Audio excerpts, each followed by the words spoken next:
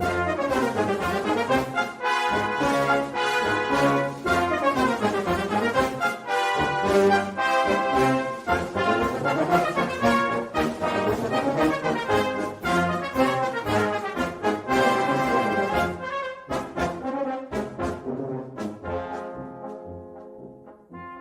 listening to Three's A Crowd, the North East Footy Podcast, with Rye for Borough, Steve for Newcastle United, and Ted for Sunderland.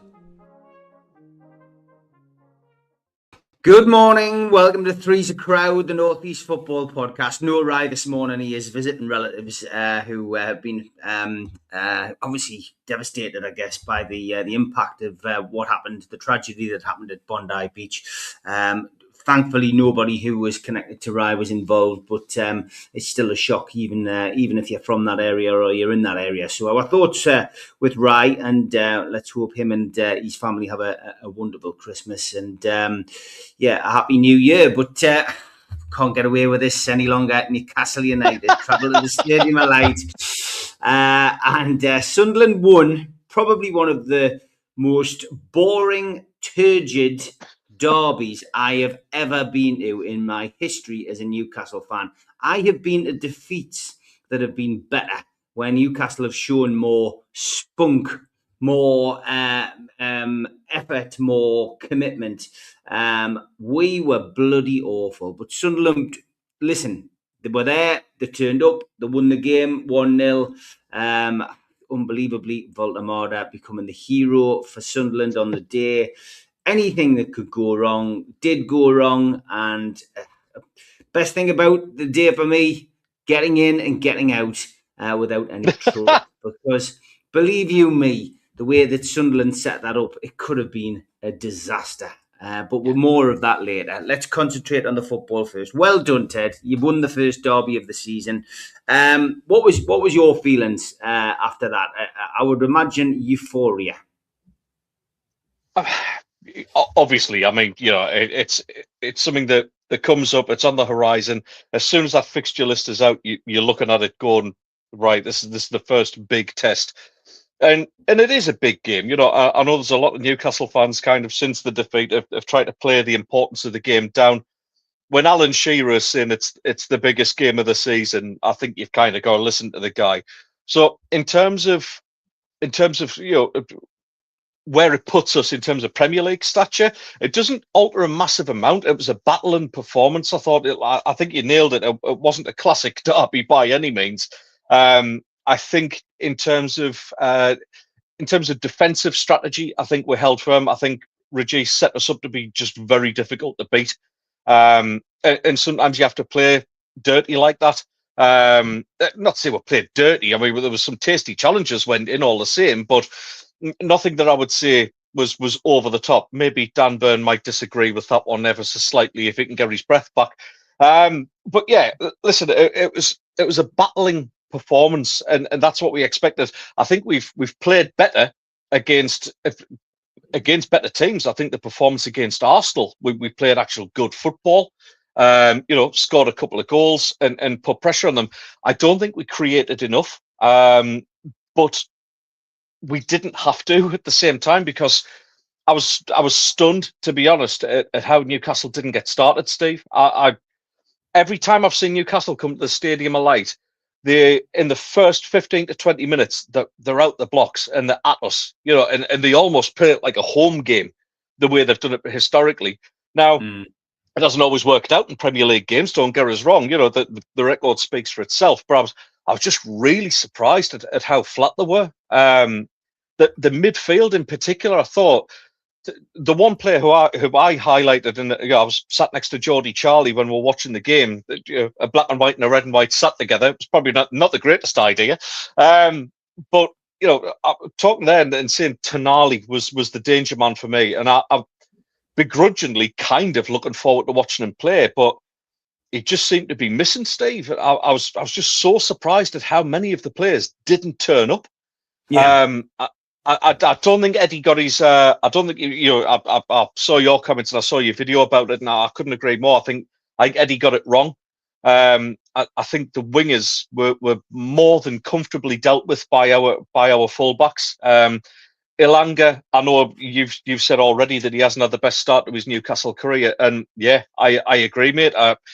He's going to have to really, book his ideas up in the second half of the season, because that was dire. I'm used to seeing Newcastle coming at us, and I don't know whether we were a bit taken back and a bit timid, kind of expecting more from it. It's maybe a little bit of a chess game between the two sides, but listen, I mean, obviously overjoyed with the performance, with the result, not the performance. Getting the win is massive for us. It's right before AFCON and losing all those players. It's not the end of the season by any means. There's a few, I've seen the comments like sort of, oh well, it's the Mackems Cup final and all that kind of thing. Yeah, that's there to be levelled at us. We haven't been in the Premier League for a long time. It was a big result for us. Will it be a season-defining one? No. I think there's plenty more to come. We've got another derby at St James's, which really takes on a whole different tone now in March. I think there's because there will be a massive expectation placed on Newcastle to deliver a performance that they didn't for their fans at the weekend. Sunderland defensively, I thought Xhaka was absolutely incredible. The way he just motivated and communicated to the team the whole time. Like you say, not a classic footballing performance, but full of graft and full of workmanship, and that's what I loved. The biggest highlight for me though was my great nephew giving it the fake handshake to Anthony Gordon as he walked past, which I just thought was just one of the best bits of shithousery I've seen on a football pitch in a long time. On Charlie, lad. Do you know what it is? He actually told the family all week he was going to do that. And he actually carried it out as well. I was stunned. He's a lovely kid. He just doesn't like Anthony Gordon. He was more than respectful to everyone else. Unbelievable. I wonder where he gets it from, Steve. I can't disagree with you on Tonali. But there was nobody really came out of the game with any credit. Lewis Miley was neat and tidy, and probably the only one I think in that midfield who came out with any kind of credit. But it was awful. We just didn't turn up, and I don't understand why. I genuinely don't. And your little quip about Dan Burn. It was an awful injury for him to sustain, but Dan Burn really, he saw that late, and he decided, I might get hurt here, but I'm going to go and try and win that ball. It wasn't a foul. Yeah. All this rubbish about retrospective decisions and all that. Eddie, even Eddie said afterwards he went for the ball, and it was just one of them things that happens in football. But a horrendous injury to sustain. I think if that injury doesn't happen to Dan Burn, Newcastle don't lose the game. I think Newcastle ends up with boring 0-0, because unfortunately that is where Dan Burn would have been for that header. And it's Voltemada who's in there instead.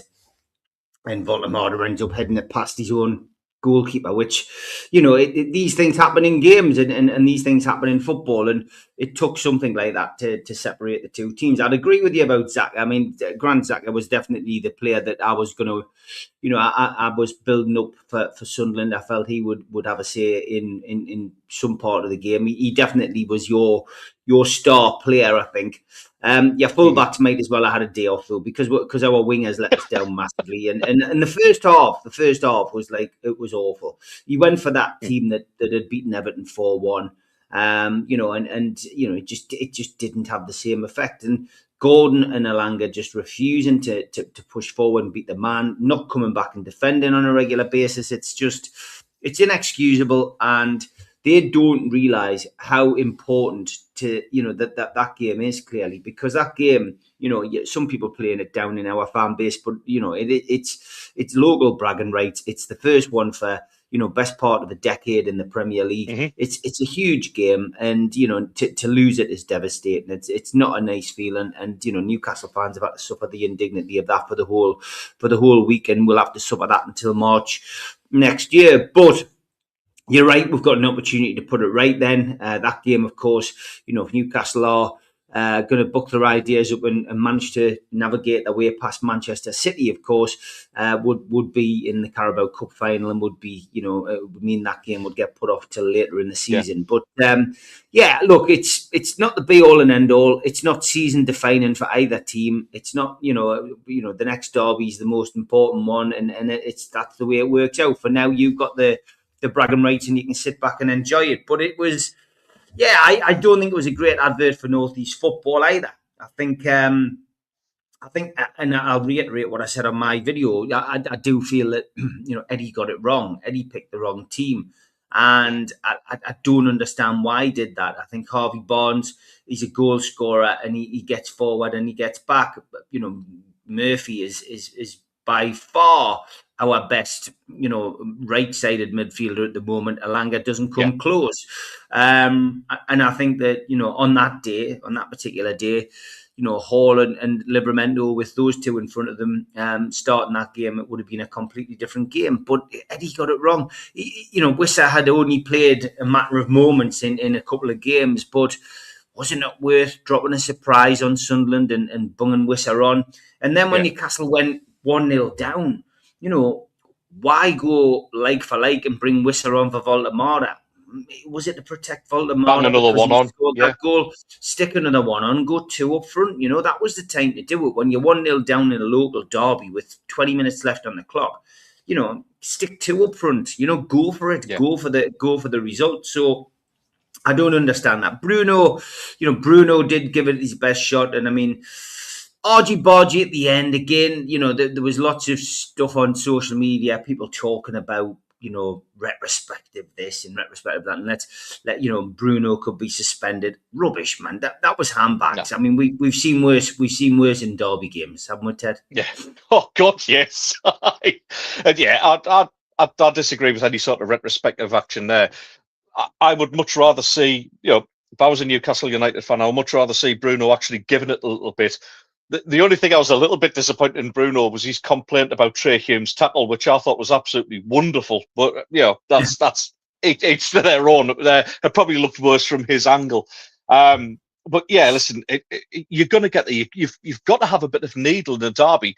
What I'd be asking as a Newcastle United fan is, well, where was that for the 90 minutes before? Yeah, that's where it should have been. And I don't think there was enough.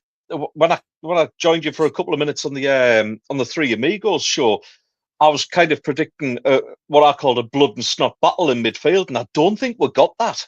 I really don't think we got like a full on scrap like we thought we were going to get.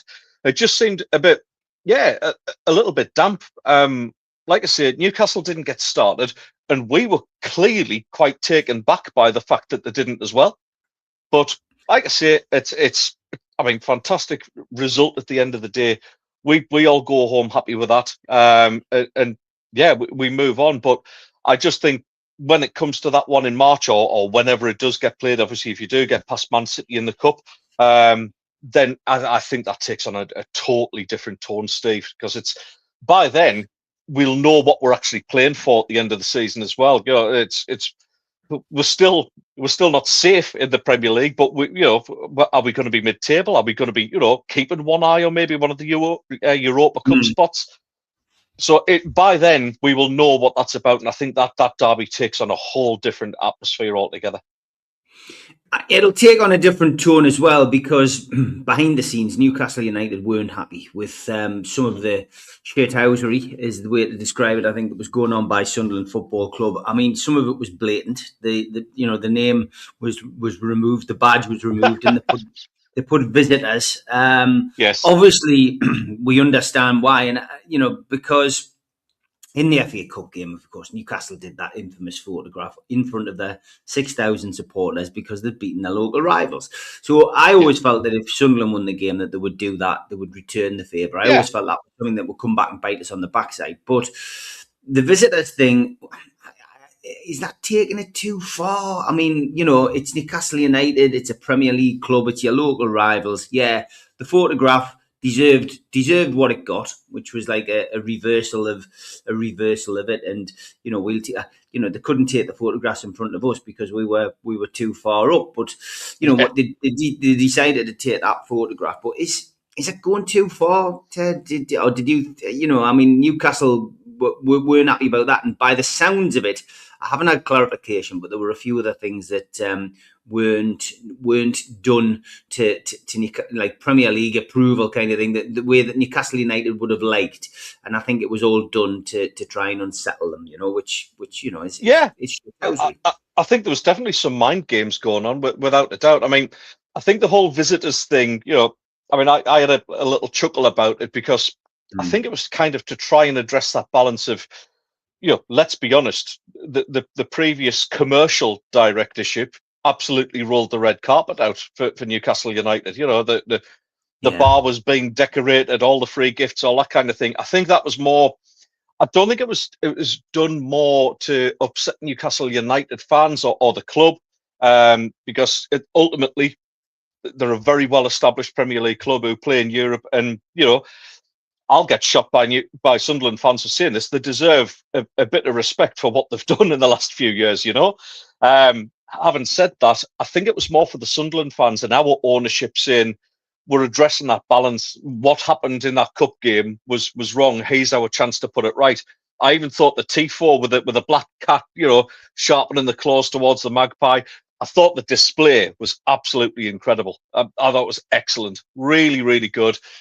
We'll get pelters from Newcastle fans saying, "Oh, you've treated it like a cup final." Well, why not? It's been a long time coming in the Premier League. I don't think it was out of malicious intent, Steve, in terms of the visitors thing. Now, I think it was more for our fans to kind of try and put some of the wrongs right, because that game in the FA Cup was just a non-starter. We played awful. We had an awful manager. We didn't have a good squad. We were mid to low table in the Championship at the time. Now it's a different story, and I think it was just an attempt to address the balance a little bit. Of course, everything I've seen since about Visitors International Airport and everything else has been absolute shithousery, but yeah, quite a bit of that. I mean, a lot of people were saying that Newcastle fans were, weren't singing. I've seen a lot of our fans infighting, saying that it's corporates and there's visiting fans, and all of these people who don't know how to sing, etc. That was the reason. But I tell you, the reason that the atmosphere wasn't as good, and it's because we were now in the same kind of position as Sunderland fans are when they come to St James's Park. We were up a height, we were out of the way, we weren't at the pitch side. That affected the atmosphere for me. Sunderland fans, obviously at the start, as you've already mentioned, that the display and all the bloody flares going off, etc. It was designed to intimidate and create this big atmosphere, and it did, but atmosphere was poor. But I just think it was because that where Newcastle fans are located now in the stadium, it doesn't help. It doesn't help at all, and that's a bonus, because they can't. It did nullify our support. I didn't feel we supported our team, but I mean, obviously the football on offer was dire. There was lack of effort, and it spread on the terraces. But you didn't get a lot of value for it. Like no, relocation of supporters definitely had its effect, I think, Ted. Yeah. I would agree with that, mate. It's and it was done. Obviously, it's not just been done for Newcastle United. That was a change that was made a good few seasons ago now. Yeah. And I think it has made a difference. And of course, because of safety reasons as well, having those fans actually set back, so they're not even at the front of that top tier. For safety reasons, they've got that little bit of space in between, and it does detach them a little bit. I mean, I remember I was there for Shearer's last game when you won 4-1 at the Stadium of Light, and I just remember that full end being full of black and whites. And for me, probably a better atmosphere because of the banter and the infighting between the two sets of fans. It does create a more raucous atmosphere, but at the same time, we've got to use these these little mental edges where we can find them. But we're not a club that's got unlimited funds that can go toe to toe with Newcastle United in terms of the players. We're still a good way off signing a £70 million striker. That's why we borrowed yours.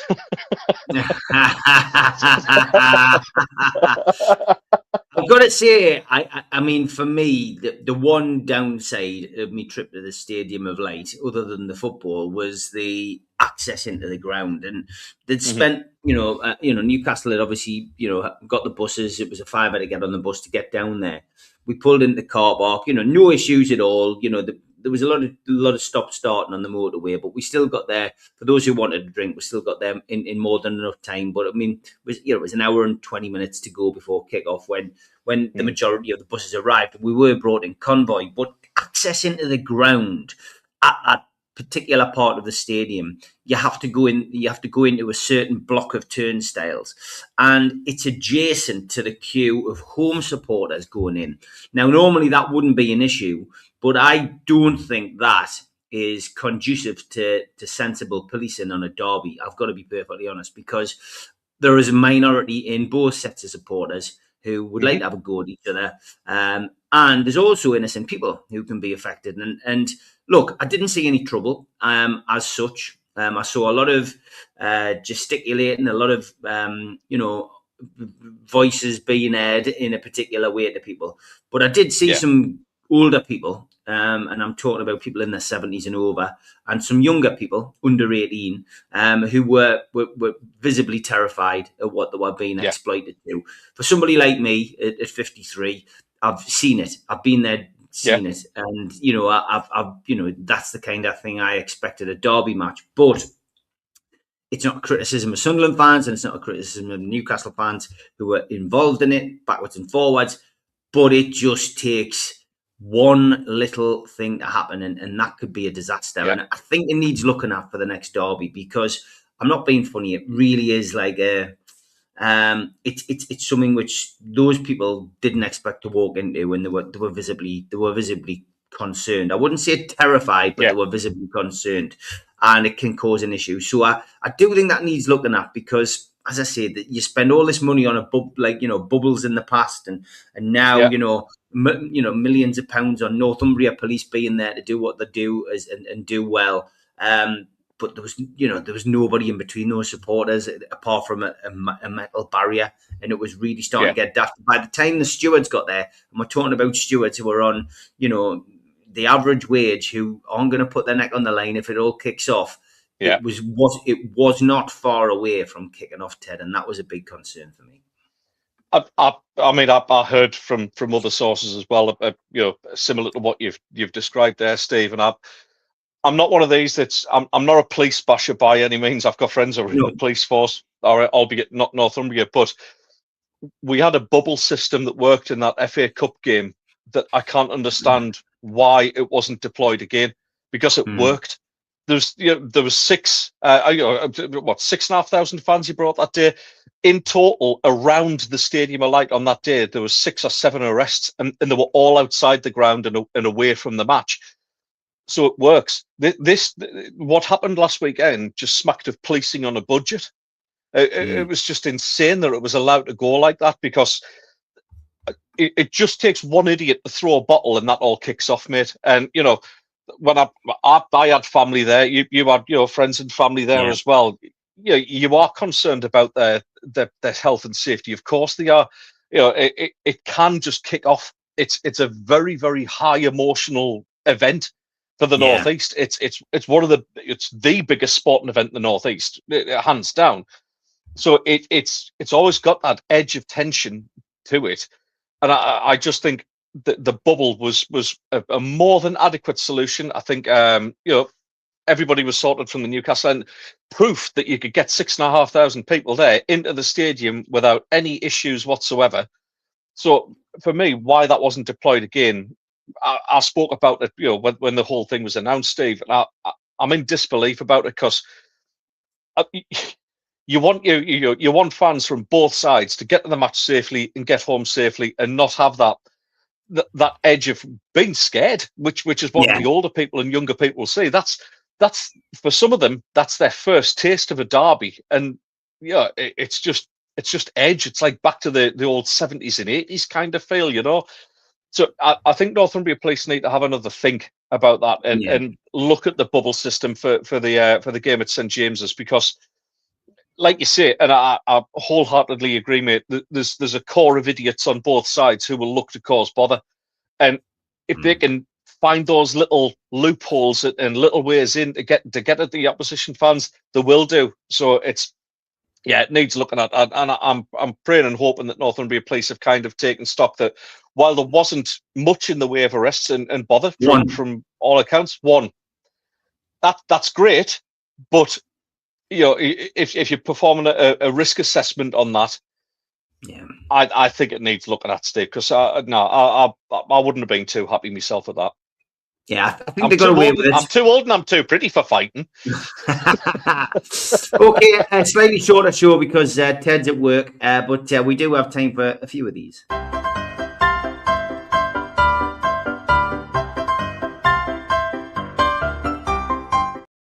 We'll get this one out the way first. Oh, damn. He's had some grief, this kid. Unbelievable, but yeah, listen, you can understand it. It's all a bit of fun. You've just got to accept it, lads and lasses. From the tune, these things happen. We've got a cry for help here on a lamppost this week. Lost a colostomy bag. It was last seen in the ball pit at McDonald's. If anybody can be kind enough to let us know if they do find that. And I know we're a good advert for glasses. It's a wonder we've never had any kind of contact from Vision Express, but I might need a new pair, mate, because exactly, yes, you need a new pair of glasses as well. I think we definitely don't need a new pair of glasses for this one. A cat within a cat, Ted. Oh wow, that's amazing! I love that. Very good. That, yeah, excellent. And of course, ice creams are things for the summer, but this woman, she looks fab. Hey! Exactly. I did like this as well. You've got to be careful when you put little announcements in newspapers. We'll read the top one first and then the bottom. Congratulations, George Brownridge, for pleasing 15 women for an entire day. We were all exhausted and very satisfied, and we look forward to next year. We all thank you. There had to be an apology that went into George Brownridge the following week. Our intentions were to thank him for a generous holiday shopping trip, which he arranged. The annual tradition is much appreciated. Any inappropriate innuendos were unintentional, and we take full responsibility for the ad that appeared in the papers. Absolutely brilliant. Haaland is doing well, of course, in the Premier League, but Erling Haaland's cousin, Albert Braut Haaland, plays with Norwegian Brann, 37 matches, 64 goals, and he's 18 years of age. Excellent. What would you dress up as in the pantomime this year? If you're in Newcastle, well, Ian Richardson says, when his son gets cast as a rat in his school play, there's only one costume to wear. Well done, son. Well done. Our man Ted's been at it again. Philby Lights, Premier League table lamps, €35 each. Order by Wednesday for Christmas delivery. You can see there's a Chelsea one, there's a Spurs one, an Arsenal one, a Leeds one, which Tedrick came out with. Does the Leeds one fall apart in March? Absolutely brilliant. Genuine question. Genuine question. And a genuine question from this lady when she was driving the car. The car's not starting. She said, dashboard shows the sign of a person sitting on a toilet. Oh, God. Keep it on the drive. Like that, it is frozen. Keep it on the driving theme. You've got to feel sorry for the Fulham bus driver this week as he was coming out of St James's Park. He crashed into a stationary van as he was coming out of St James's Park. So the Fulham lads, a slight delay on their trip home after their defeat in the quarter-final. Luke Little has been getting a bit of stick as well. Ryan Cross said, Luke Littler and hospitality last night were more free tickets. Another middle finger to all fans who struggle to get tickets while they roll out the red carpets to athletes like this. Oh, athletes is doing a bit of lifting there, like, isn't it? It is. And if you're thinking about a Christmas gift for Rye, Ted, here's the ideal thing for him. Name that bumhole.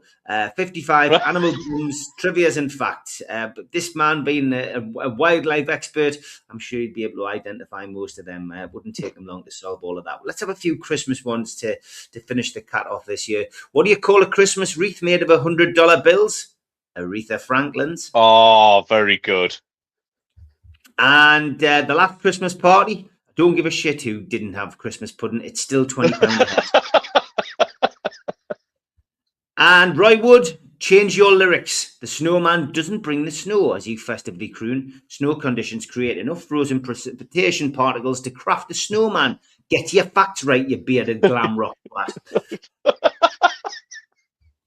And don't worry, I've heard we're getting blankets for Christmas, said these two cold pigs. They are in my house. A lookalike here, Fresh Prince of Bethlehem. And this Christmas, please spare a thought for thousands of dwarfs who are struggling to put food on the table. Last one for this year. Just a reminder, lads, to stand well back from the oven door when you're checking the turkey.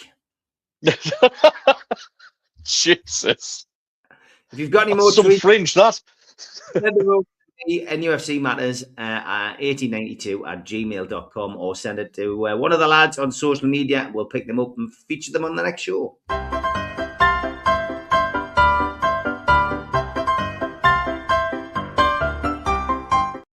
Okay, just time to look ahead to the fixtures. Before we do, I just want to say, from my perspective, I'm delighted to be in the semi-finals of the Carabao Cup again. A difficult draw against Manchester City, of course. Preferred to have the away leg first and then play them at home, but that's not the way it's going to be if we're going to get to the Carabao Cup final again this season. It is a tough ask, but well done to the lads.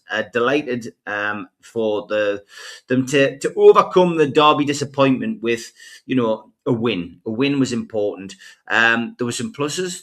There were some negatives. I think the plus points were for us, that we managed to get through the game with a patched up defence. I think that was a big thing, and that's going to be the story of the next couple of weeks, unfortunately, as well.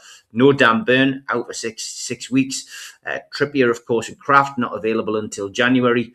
We've now lost Tino Livramento, thankfully not with a serious knee injury, with a knock, which is to the injury that he's already had treatment on this season, which means he will be out probably until January as well. Which meant that Lewis Miley, who was becoming the Steve Watson of the North East team, jumped into right back, and after half a session the day before, learning how to play right back, he went in and looked as if he'd played there all of his career, which is great. Also a fleeting appearance for young Alex Murphy. Talked about him a lot. We call him young Alex Murphy. He's actually older than Lewis Hall and Lewis Miley. He's 21.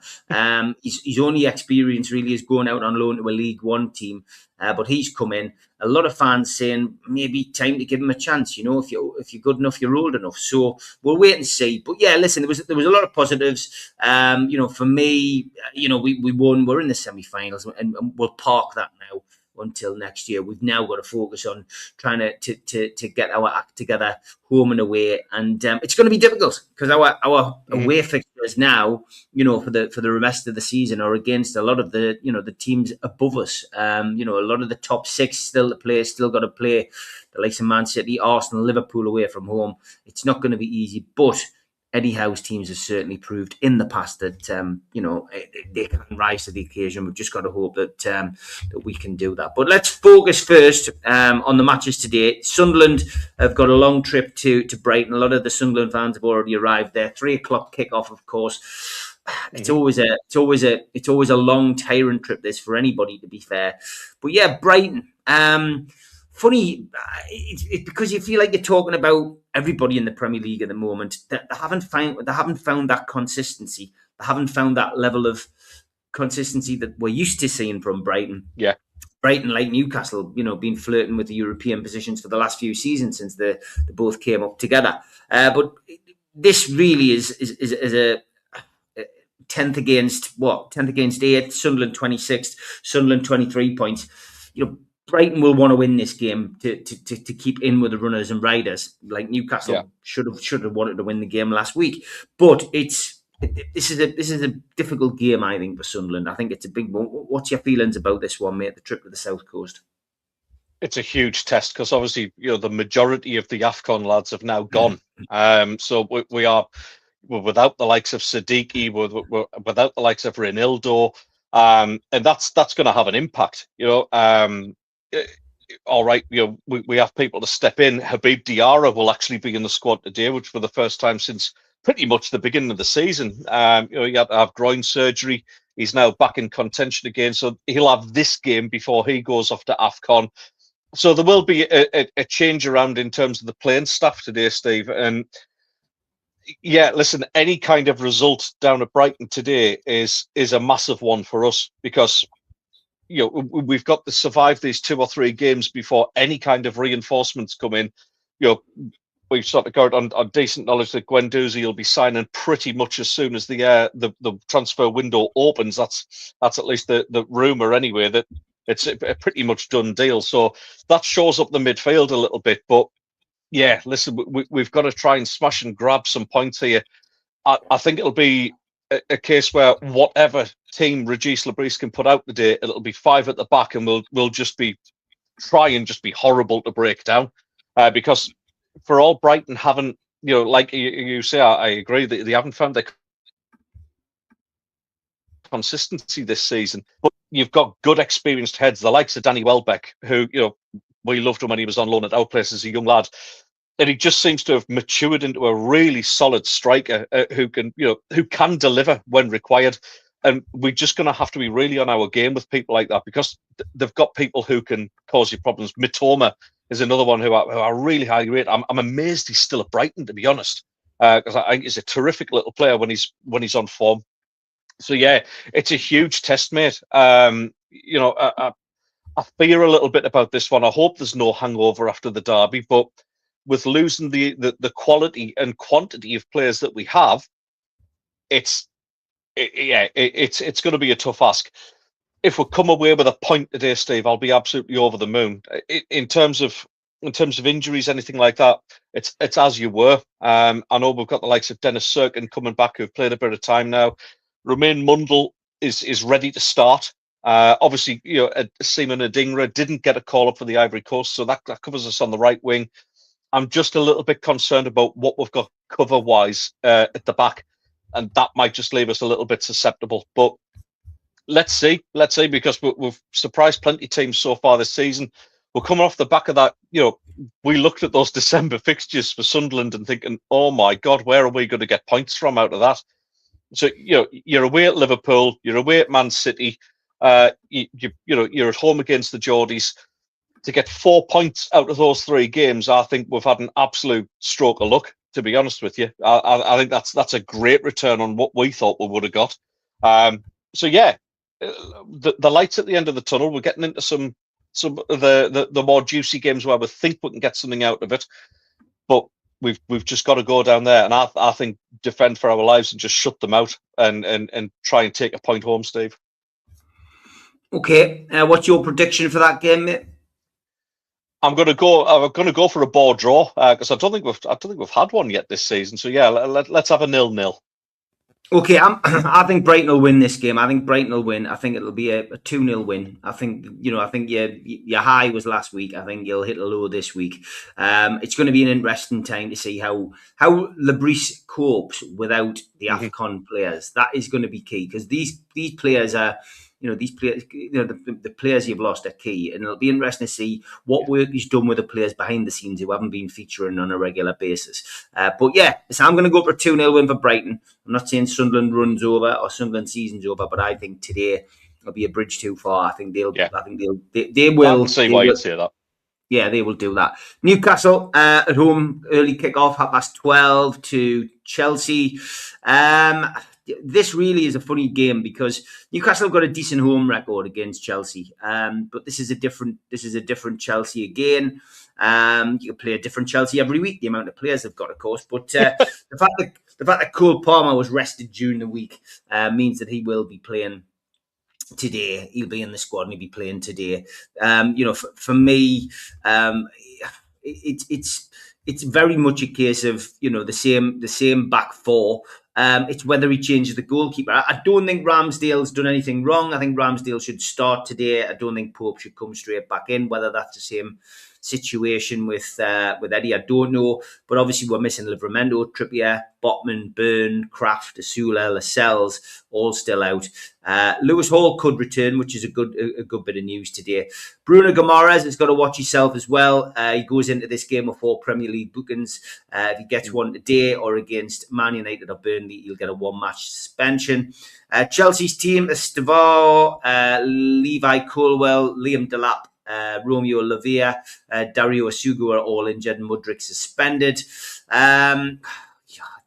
They won 2-0 as well over Everton, so they put that little blip behind them in the last Premier League game. Andy Madeley's the referee. We haven't had him this year, and Peter Banks is on VAR. For me, it's a tough game coming off the back of a tough week. But Newcastle should have enough to get something out of this game. But I am still, and I've predicted it all week, I'm still going to go for a 1-1 draw in this game. I don't think Newcastle will have enough to win it.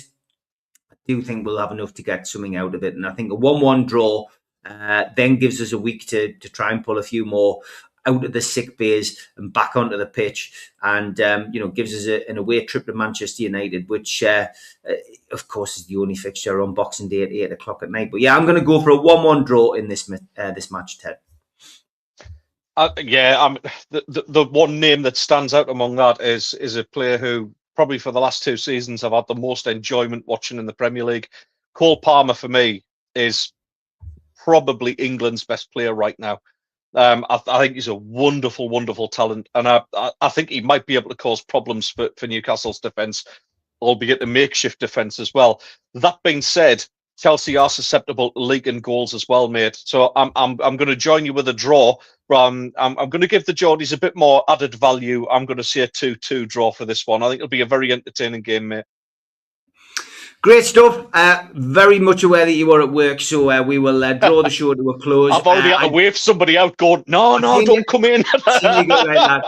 We obviously won't be back next weekend because it is slap bang in the middle of the Christmas period, but the following weekend I think we will be back with Three's a Crowd, which will be singing in the new year. So around about the 2nd of January, I think we will be back on there. But all remains is to say happy Christmas to you, happy Christmas to Rye, and all the best to you and your respective families and everybody out there who follows us in the world of Three's a Crowd. Have a good one, mate. Absolutely.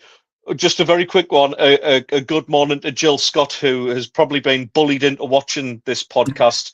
Morning, Jill. Through to my sister, probably pouring pints down her neck in Sunderland last night. So, Jill, if you are watching, great to have you along.